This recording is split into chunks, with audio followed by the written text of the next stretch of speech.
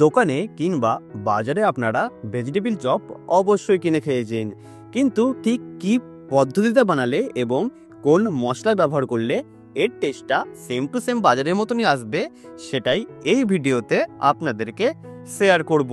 চলুন তাহলে শুরু করা যাক আজকের আমাদের এই ভেজিটেবল চপের রেসিপিটি। আর আপনারা দেখছেন স্পাইসি কুকিং। তাই প্রথমেই দেখুন, আমি এখানে প্রায় 100 গ্রাম মতন গাজর ও দুটো মতন বিট নিয়ে নিয়েছি। এই বিট ও গাজরটাকে কিন্তু আমি আগে থেকেই খোসা ছাড়িয়ে নিয়েছিলাম। তারপর দেখুন, যে গ্রেডারের যে বড় মুখ দিকটা হয়, সেই মুখটা দিয়ে কিন্তু সবার প্রথমে আমি এখানে বিটটাকে কিন্তু ঘষে নেব। আপনারা যখনই ভেজিটেবল চপ বানাবেন তখন কিন্তু গ্রেডারের সাহায্যে অবশ্যই ঘষে বানাবেন। ছোট ছোট করে কেটে নেবেন না, নইলে কিন্তু এটার শেপ পারফেক্টলি আসবে না। দেখুন, আমি এখানে ভালোভাবে কিন্তু বিটটাকে ঘষে নিয়েছি। সেম প্রসেসেই যে গাজর দুটো দেখালাম, সেই গাজরগুলোকেও কিন্তু আমি ভালোভাবে গ্রেডারের সাহায্যে কিন্তু গ্রেড করে নেব।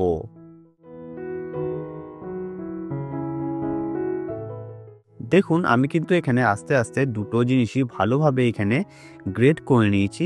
ঠিক দেখুন, এইরকম কিন্তু আপনারা অবশ্যই গ্রেডটা করে নেবেন। তারপর চলুন আপনাদেরকে একটা মশলা বানিয়ে দেখাবো।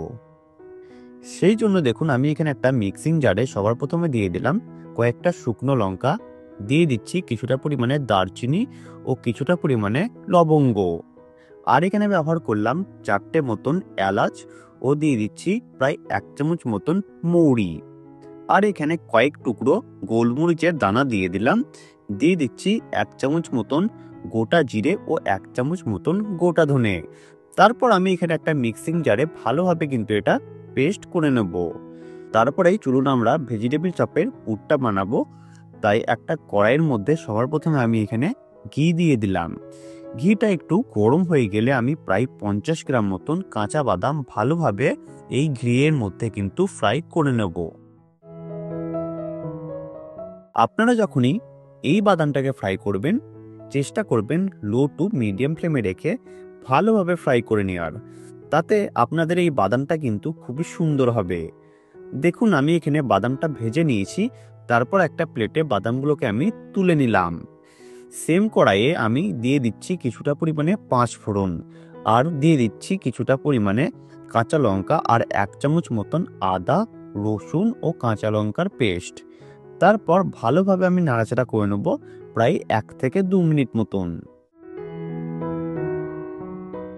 1 থেকে 2 মিনিট নাড়াচাড়া করে আমি দিয়ে দিচ্ছি গ্রেট করে রাখা গাজর ও বিটটা। এই বিট ও গাজরটা দেওয়ার পরে আমি দিয়ে দিচ্ছি কিছুটা পরিমাণে মটরশুঁটি। তারপর আমি ভালোভাবে এই মশলাটাকে কষিয়ে নেব।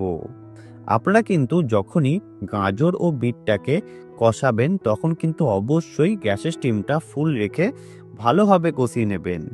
তাতে দেখবেন গাজরের টেক্সচারটা খুব সুন্দর থাকবে, আর এটা কিন্তু পারফেক্টলি সেদ্ধও হয়ে যাবে। তারপর দিয়ে দিলাম স্বাদ অনুসারে লবণ, আর যে মশলাটা বানানো দেখালাম সেই মশলাটা আমি এখানে প্রায় 1 থেকে 2 চামচ মতন ব্যবহার করলাম।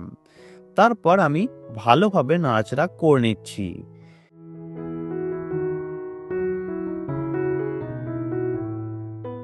দেখুন, আমাদের কিন্তু এখানে এই পেস্টটা কিন্তু খুব সুন্দরভাবে তৈরি হয়ে গিয়েছে। তারপর আমি এখানে প্রায় 250 গ্রাম মতন সেদ্ধ করা আলু এখানে ব্যবহার করলাম।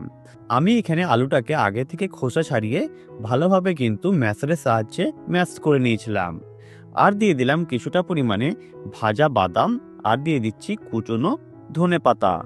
তারপর আমি ভালোভাবে মিক্স করে নিচ্ছি। এই মশলাগুলো দেওয়ার পর আপনারা ভালোভাবে মিক্স করে নিলে এখানে কিন্তু আপনাদের ভেজিটেবল চপের যে পুরটা হয় সেটা কিন্তু পারফেক্টলি তৈরি হয়ে যাবে। তারপর আমি এই পুরটাকে ঠান্ডা করার জন্য রেখে দিচ্ছি। ঠিক দেখুন, আমি আধ ঘন্টা পর চলে এসেছি। আমাদের এখানে পুরটা কিন্তু ঠান্ডা হয়ে গিয়েছে। চলুন তারপরে আমরা ভেজিটেবলের শেপগুলো দিয়ে দেব। প্রথমে দেখুন, কিছুটা পরিমাণে পুর নিয়ে হাতের সাহায্যে দেখুন ঠিক এইরকমভাবে আপনারা প্রেস করে একটু গোল টাইপের করে নেবেন, আর একটু লম্বা শেপ দিয়ে দেবেন। দেখবেন আপনাদের কিন্তু এখানে ভেজিটেবল চপ খুব সুন্দরভাবেই তৈরি হয়ে যাবে। চলুন আপনাদেরকে আরও একটা বানিয়ে দেখাচ্ছি। সবার প্রথমে কিছুটা পরিমাণে পুর নিয়ে দেখুন আমি ঠিক এইরকমভাবে করছি। আপনারা কিন্তু same to same process follow করবেন। তারপর হাতের সাহায্যে দেখুন ঠিক এইরকমভাবে একটু লম্বা শেপ দিয়ে দিলাম। দেখুন আমাদের কিন্তু এখানে ভেজিটেবিল চপ তৈরি। একে একে আমি সবগুলোই তৈরি করে নিয়েছি। তারপর আমরা এখানে একটা কোটিংয়ের মশলা বানাবো। সেই জন্য দেখুন একটা জায়গার মধ্যে প্রায় 50 গ্রাম মতন বেসন আর 50 গ্রাম মতন কর্নফ্লাওয়ারের মধ্যে কিছুটা পরিমাণে জল ও স্বাদ অনুসারে লবণ দিয়ে ভালোভাবে এখানে একটা ব্যাটার কিন্তু তৈরি করে নেব। আপনারা যখন এই ব্যাটারটা তৈরি করবেন তখন কিন্তু অবশ্যই ব্যাটারটা চেষ্টা করবেন একটু পাতলা তৈরি করে নেওয়ার, যাতে কোটিংটা ভালোভাবে হয় আর যাতে কোটিং করতে কোনো রকম অসুবিধা না হয়।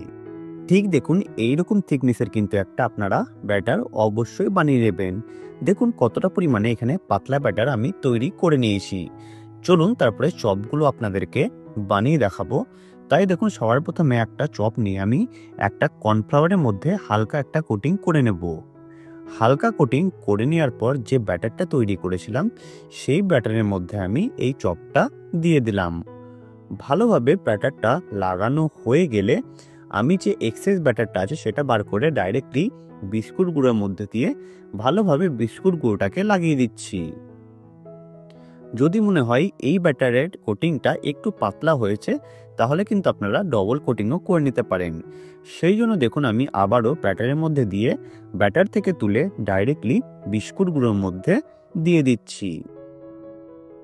তারপর ভালোভাবে বিস্কুট গুঁড়ো লাগিয়ে দিলেই আপনাদের কিন্তু এখানে একটি ভেজিটেবিল চপ খুব সুন্দরভাবেই তৈরি হয়ে যাবে। চলুন আপনাদেরকে আরও একটা বানিয়ে দেখাচ্ছি। দেখুন সবার প্রথমে আমি এখানে একটা কর্নফ্লাওয়ারের একটা সিম্পল কোটিং করে নিচ্ছি। তারপর আমি ডাইরেক্টলি যে ব্যাটারটা তৈরি করেছিলাম সেই ব্যাটারের মধ্যে দিয়ে তারপর ডাইরেক্টলি বিস্কুট গুঁড়োর মধ্যে দিয়ে দিলাম। ভালোভাবে বিস্কুট গুঁড়ো লাগিয়ে দেওয়ার পর আমি এখানে সেমভাবেই ডবল কোটিংও করে নেব। তাই দেখুন একটা কোটিং লাগানোর পর আমি ডাইরেক্টলি আবারও যে ব্যাটারটা তৈরি করেছিলাম সেই ব্যাটারে দিয়ে বিস্কুট গুঁড়ো ভালোভাবে লাগিয়ে দিলেই আপনাদের এখানে ভেজিটেবিল চপ কিন্তু পারফেক্টলি তৈরি। দেখুন আমি কিন্তু এখানে একে একে সব চপগুলো তৈরি করে নিয়েছি। চলুন আপনাদেরকে ফ্রাই করে দেখাবো। তাই দেখুন আমি এখানে কিছুটা পরিমাণে সাদা তেল গরম করার জন্য বসিয়ে দিয়েছিলাম। সাদা তেলটা ভালোভাবে গরম হয়ে গেলে আমি একে একে আমাদের চপগুলোকে ফ্রাই করার জন্য তেলের মধ্যে দিয়ে দিচ্ছি। আমি যখন এই চপগুলোকে ফ্রাই করেছি তখন কিন্তু গ্যাসের স্টিমটা লো টু মিডিয়াম ফ্লেমে রেখে ফ্রাই করেছি। আপনারা কিন্তু গ্যাসের স্টিমটা লো টু মিডিয়াম ফ্লেমে রেখে ভালোভাবে ফ্রাই করে নেবেন। যখন দেখবেন একটা গোল্ডেন ব্রাউন কালার চলে এসছে তখন কিন্তু বোঝা যাবে আপনাদের এখানে চপ কিন্তু পারফেক্টলি তৈরি। দেখুন আমি একে একে চপগুলোকে তুলে একটা প্লেটে নিয়ে নিচ্ছি। তারপর এটা কিন্তু খাওয়ার জন্য পারফেক্টলি তৈরি। খাওয়ার আগে আপনারা উপর থেকে কিছুটা পরিমাণে বিট লবণ ও চাট মশলা দিয়ে দিতে পারেন। আমাদের এই ভেজিটেবিল চপের রেসিপি আপনাদেরকে কেমন লাগলো আপনারা কিন্তু অবশ্যই কমেন্ট করে জানাবেন। ভালো লাগলে চ্যানেলটি সাবস্ক্রাইব করে পাশে থাকা বেল আইকনটি অবশ্যই প্রেস করে দেবেন। এই রকম আরও অনেক নতুন নতুন ভিডিও আমাদের চ্যানেলে আসতে চলেছে, আপনারা কিন্তু অবশ্যই ফলো করবেন। ভালো থাকবেন, সুস্থ থাকবেন আর দেখতে থাকুন স্পাইসি কুকিং।